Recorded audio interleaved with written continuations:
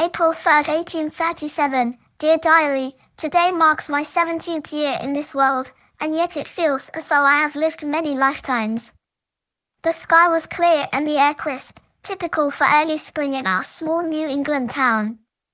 Mother gifted me a new ribbon for my hair, its deep blue hue a stark contrast to my auburn locks. Father seemed distant, preoccupied as always with the affairs of the farm. But it was grandmother's gift that captured my attention most, a delicate silver locket, etched with a peculiar symbol. This locket has been in our family for generations, grandmother whispered. It is said to protect against the Wailing Spirit. Her words sent a chill down my spine. I had heard whispers of the Wailing Spirit, an ethereal woman whose mournful cries forewarned of death. The townsfolk spoke of her in hushed tones, claiming she was a harbinger of doom for those she visited. I brushed off grandmother's words as mere superstition, though a sense of unease settled over me. April 10, 1837, Dear Diary, a week has passed since my birthday, and strange occurrences have begun to plague our household. At night, a faint wailing can be heard, carried on the wind. It started softly, almost imperceptible, but each night it grows louder, more desperate. Father dismisses it as the howling of wolves, but mother's face pales each time the sound reaches our ears. Last night, I awoke to a cold draft in my room. The window was firmly shut, yet the air was frigid. The silver locket around my neck felt icy against my skin. I am certain now that something otherworldly is at play. April 15, 1837, Dear Diary, the wailing has become a constant presence, an unrelenting lament that chills my very soul. Grandmother's health has taken a turn for the worse. She lies in bed, feverish and delirious. She clutches at her chest, murmuring about the spirit. Listen to her, Eliza, she gasped this morning. The Wailing Spirit, she warns us. Father insists it is a mere coincidence, but I see the fear in his eyes. He avoids the topic, burying himself in work. Mother's face is etched with worry, her hands trembling as she turns to grandmother.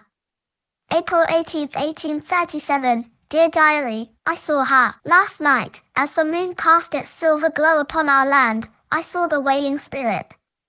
She stood at the edge of our property, her form barely more than a shadow. Her long hair flowed like mist, her eyes two hollow voids. Her mouth opened in a silent scream, the sound somehow reaching my ears despite the distance. I was rooted to the spot, unable to move or cry out. She raised a bony hand, pointing towards the house, and then she vanished, leaving only the echo of her wail. Grandmother passed away at dawn. April 25, 1837, Dear Diary, we buried grandmother today. The sky was overcast, a fitting shroud for our grief. The wailing has ceased since her passing, but the memory of the spirit lingers. I cannot shake the feeling that her visit was a warning, not just of grandmother's death, but of something more sinister. The locket remains around my neck, a talisman of protection. I dare not remove it, for fear the spirit might return. Each night, I pray for peace, both for my family and for the restless soul of the Wailing Spirit. May 1st, 1837, Dear Diary, life has begun to return to a semblance of normalcy. The farm bustles with activity as spring breathes new life into the fields.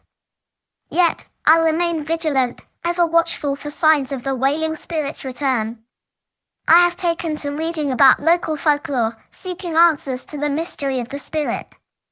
It is said she was once a young woman, betrayed and murdered by her beloved.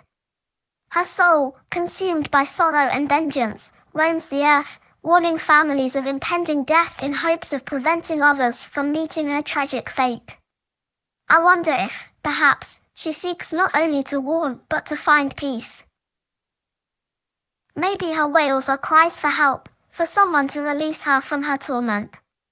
If that is the case, I vow to find a way to help her, to bring her the peace she so desperately needs. For now, I must continue to live, to hold my family close, and to listen for the wail that might one day return.